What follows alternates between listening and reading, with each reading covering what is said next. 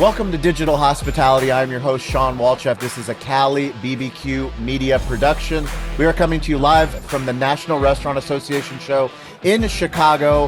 55,000 restaurant professionals, 12 football fields, 4 days, 2,200 vendors. And we are at one of our favorite partners, which is Restaurant 365, who has graciously invited us to learn stories. So many people can't come to this show. That's why we do this content, so that people can learn about why they should come and all the cool things that are going on at the show. I have Amanda from Vicious Biscuits.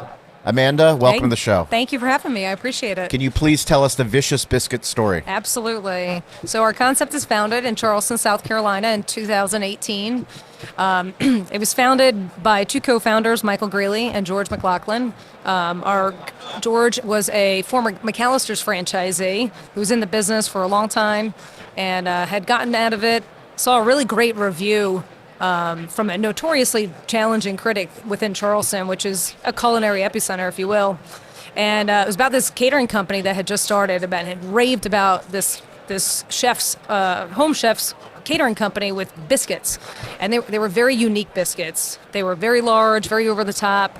And so he reached out to him, got him in a test kitchen, and they developed the concept for about a year. Concept opened in 2018 with, frankly, lines out the door. It was just this viral following. Really? It is. So our name, our biscuits are vicious. They're huge. They're over the top. They're very indulgent creations. So we different proteins like fried chicken, fried shrimp. Everything is house-made inside, so quality is very important to us. House-made butters, jams. We have a jam bar in our restaurant, complimentary to all of our guests. That's awesome. Yeah, and it took off with a viral following. But it's Charleston, and you have to remove that Charleston factor sometimes. So for proof of concept, we opened a second location in Summerville, South Carolina, right smack in the middle of COVID in 2020. Yep.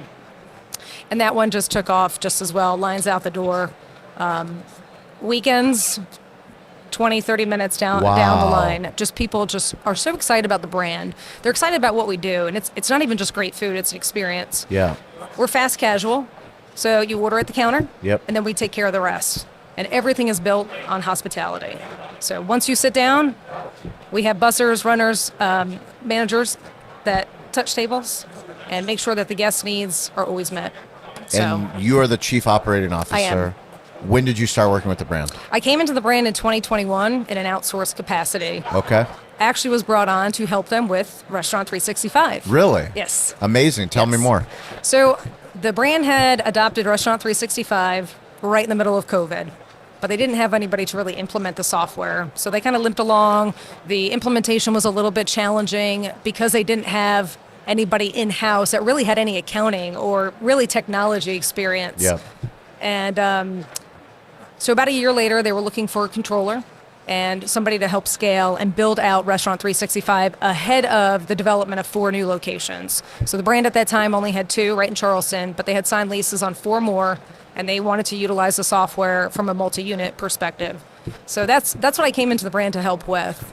So it took about 4 or 5 months to really get the systems, between the Toast integrations and really utilizing all of the features that the software had, because that has been what has been so valuable in expanding our concept as we have scaled not only corporate development but into franchising now. When did you first learn about Restaurant 365? When I came to the brand, I had never seen the software before. I don't come from the restaurant industry. Okay. I do have a tech background. How did they recruit you? So I had moved to Charleston in 2020 before the COVID pandemic, and I was in the tech industry. I used to live in New York, so I came down here, stayed on with my company for about a year, and then was looking for something different. Never ever Restaurants thought are very different. I would end up in the restaurant business. Yeah.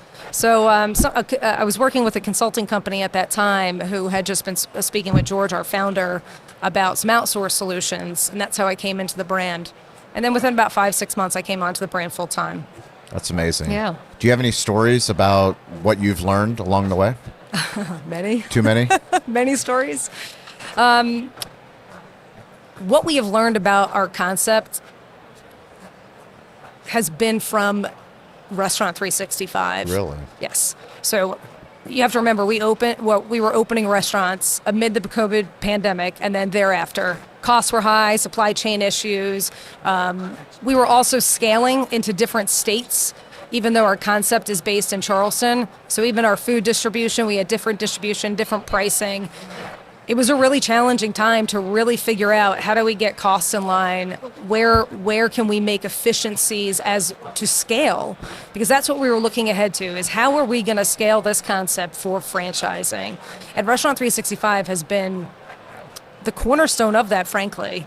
Just between how we have brought our food costs down, several points just over the last year and a half, just through accurate reporting, providing reporting to our restaurant managers so that they have accurate numbers when it comes to their end of period inventory, and trying to mitigate waste.